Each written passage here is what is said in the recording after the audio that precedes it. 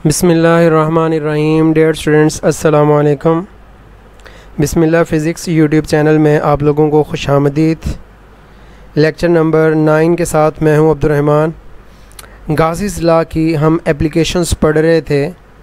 आज गाज़ीज़ लॉ की third application पढ़ेंगे। हम इलेक्ट्रिक फील्ड इंटेंसिटी को फाइंड करेंगे between two oppositely charge parallel plates. दो अपोजिटली चार्ज पैरेलल प्लेट्स के दरमियान किसी भी पॉइंट पे हमने इलेक्ट्रिक फील्ड की इंटेंसिटी फाइंड करनी है। फॉर एग्ज़ाम्पल, ये पॉजिटिवली चार्ज प्लेट है और ये नेगेटिवली चार्ज प्लेट है। Electric field lines equally spaced हैं, आप देख सकते हैं। तो जहाँ पर electric field lines equally spaced होती हैं तो इसका मतलब ये है कि इलेक्ट्रिक फील्ड यूनिफॉर्म है। तो हमें इन दो प्लेट्स के दरमियान किसी भी पॉइंट पे, फॉर एग्ज़ाम्पल यहाँ पर मैंने P पॉइंट ड्रॉ किया है, यहाँ पर हमने इलेक्ट्रिक फील्ड इंटेंसिटी को फाइंड करना है। तो उसके लिए क्या करेंगे? तो सबसे पहला स्टेप ये था कि हमने गाज़ियन सरफेस ड्रॉ करनी है। आपको याद होगा हमने गाज़ीज़ लॉ जब पढ़ा था तो उसमें हमने उसके स्टेप्स पढ़े थे। तो सबसे पहला स्टेप हमने ये कहा था कि एक इमेजिनरी गाज़ियन सरफेस ड्रॉ करनी है जो उस पॉइंट को घेरेगी, उस पॉइंट में से पास करेगी जहाँ पर इलेक्ट्रिक फील्ड को फाइंड करना होता है। अब इन दोनों प्लेट्स को मैंने यहाँ पर हॉरिजॉन्टली ड्रॉ किया है। और ये बात याद रखिएगा, जब किसी मेटल पर चार्ज आता है तो चार्ज उसकी सरफेस के ऊपर होता है। तो सरफेस पे ड्रॉ करने के लिए पॉजिटिव चार्ज मैंने यहाँ पर निचली साइड पे ड्रॉ कर दिया कि ये इस मेटल प्लेट की सरफेस के ऊपर पड़ा है, ये सारा पॉजिटिव चार्ज। और ये सारा नेगेटिव चार्ज ये यहाँ पर सरफेस के ऊपर पड़ा है। इलेक्ट्रिक फील्ड लाइंस पॉजिटिव से ओरिजिनेट होती हैं और नेगेटिव की तरफ जा रही हैं। अब दूसरा जो स्टेप था,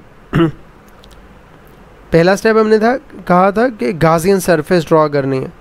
तो ये गाज़ियन सरफेस हमने एक बॉक्स की फॉर्म में ड्रॉ की है। इमेजिनरी सरफेस है, 2 डायमेंशन में दिखा रहे हैं हम कि ये एक बॉक्स की फॉर्म में हमने एक क्लोज गाज़ियन सरफेस जो है उसको ड्रॉ किया है। गाज़ियन सरफेस ऐसे ही होनी चाहिए कि उसकी जो साइड्स हैं या तो इलेक्ट्रिक फील्ड के पैरेलल हों या परपेंडिकुलर हों। तो हमने यहाँ पर ये जो गाज़ियन सरफेस ड्रॉ की है वो इस तरह से ड्रॉ की है कि वो इसका अपर साइड जो है इसकी वो इस मेटल प्लेट में पेनिट्रेट की हुई है। इमेजिन किया हमने ये मेटल प्लेट के अंदर तक गई हुई है, ये अपर साइड जो है गाज़ियन सरफेस की। और इसकी ये जो लोअर साइड है गाज़ियन सरफेस की, ये लाई कर रही है in between these two oppositely charged parallel plates, इनके दरमियान में लाई कर रही है।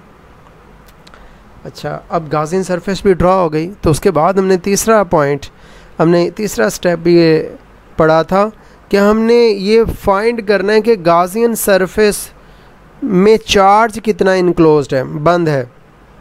तो इसके लिए हमने डेफिनेशन का सहारा लिया सरफेस चार्ज डेंसिटी की। वो क्या था? वो बराबर होती है charge per unit area. Sigma बराबर होता है चार्ज पर यूनिट एरिया के। तो एरिया डिवाइड हो रहा है, दूसरी साइड पे जाकर क्या हो जाएगा? मल्टीप्लाई हो जाएगा। तो Q बराबर आ जाएगा सिग्मा A के। स्टूडेंट्स, यहाँ पर एक थोड़ी सी मिसकंसेप्शन है। बुक ने ज़्यादा डिटेल में नहीं बताया, बड़ा अहम पॉइंट है, गौर से सुनेंगे।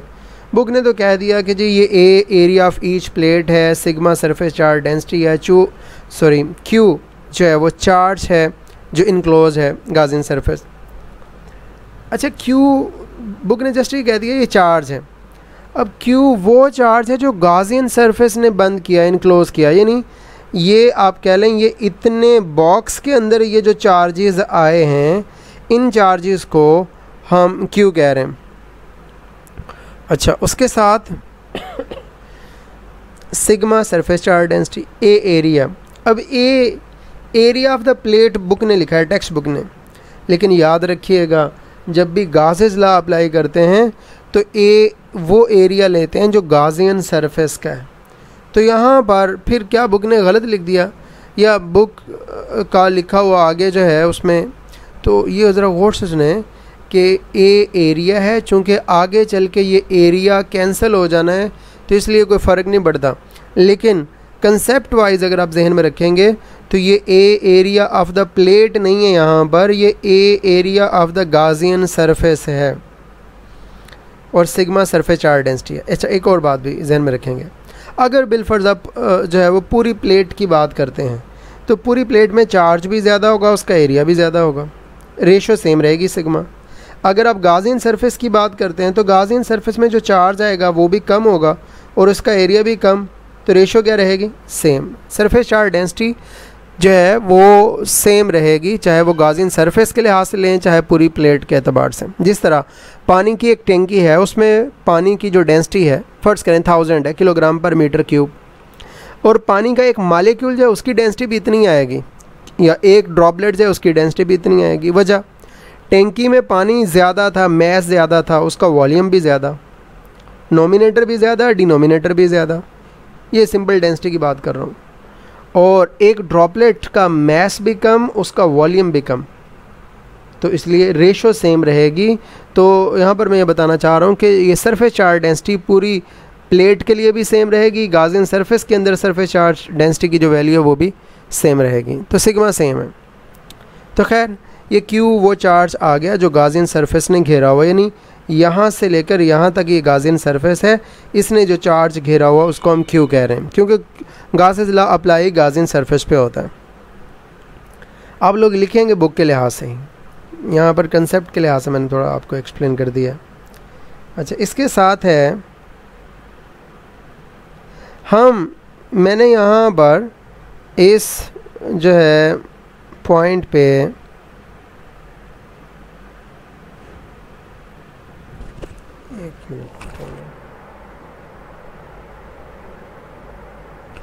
जी, अब मैंने यहाँ पर ये गाज़ियन सरफेस इधर ड्रॉ की है और इसकी 4 साइडें 2 डायमेंशन में ये बॉक्स ड्रॉ किया है। वैसे तो हम 3 डायमेंशन में भी ड्रॉ कर सकते हैं, चूँकि बुक ने इसको सिंप्लीफाई करने के लिए 2 डायमेंशन में ड्रॉ किया, तो हमने भी 2 में ही ड्रॉ किया।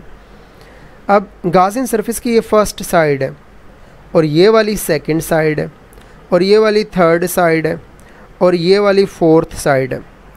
अब फर्स्ट साइड पे अच्छा इलेक्ट्रिक फ्लक्स का फॉर्मूला होता है E.A, तो फर्स्ट साइड का इलेक्ट्रिक फ्लक्स ∅1, दूसरे वाले का ∅2, तीसरे वाले का ∅3, चौथे वाले का ∅4।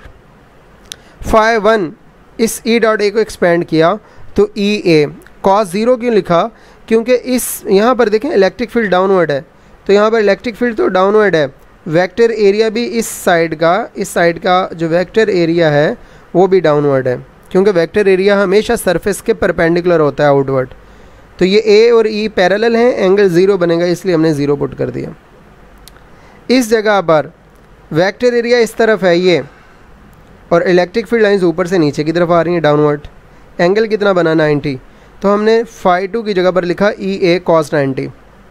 ∅3 ये जो साइड है ये गाज़ियन सरफेस की, ये मेटल प्लेट के अंदर घुसी हुई है, पेनिट्रेट की हुई है, तो जो चार्ज होता है वो मेटल के सरफेस के ऊपर होता है और ये अंदर पेनिट्रेट की हुई है, तो यहाँ पर कोई इलेक्ट्रिक फील्ड नहीं है और यहाँ पर कोई चार्ज भी नहीं है, तो हम यहाँ पर कहेंगे इलेक्ट्रिक फील्ड 0 है। तो इसलिए EA cos थीटा ये जो इलेक्ट्रिक फ्लक्स का फार्मूला था वहाँ पर मैंने E की वैल्यू 0 लिख दी। क्यों? क्योंकि ये थर्ड साइड मेटल प्लेट के अंदर घुसी हुई है और वहाँ पर इलेक्ट्रिक फील्ड इंटेंसिटी 0 है, तो उसकी जगह पर 0 लिखा और साथ में A cos थीटा लिख दिया। फोर्थ साइड ये है, ये चौथी साइड है, इसमें वेक्टर एरिया इस तरफ है, इलेक्ट्रिक फील्ड लाइन ऊपर से नीचे की तरफ ही आ रही है, तो एंगल 90 डिग्री है, ये शो किया हुआ है, तो यहाँ पर EA cos 90 लिख दिया।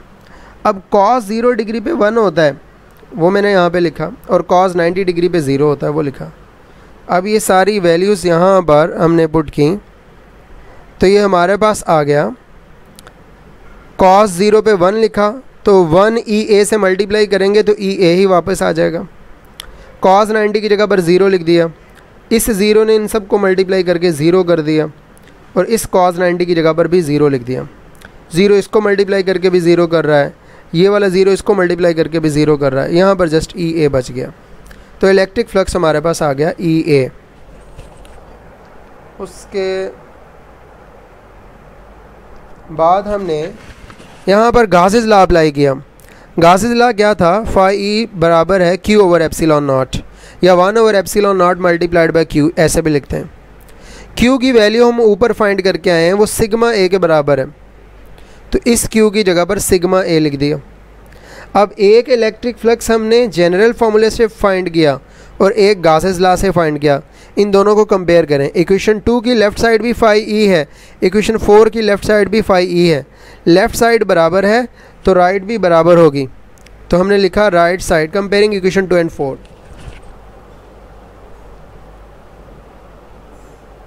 अब 2 की लेफ़्ट साइड ई ए थी वो लिख दी, 4 की सॉरी राइट साइड जो है वो ई ए थी वो लिख दी हमने, और 4 की right side sigma A over epsilon not वो लिख दिया।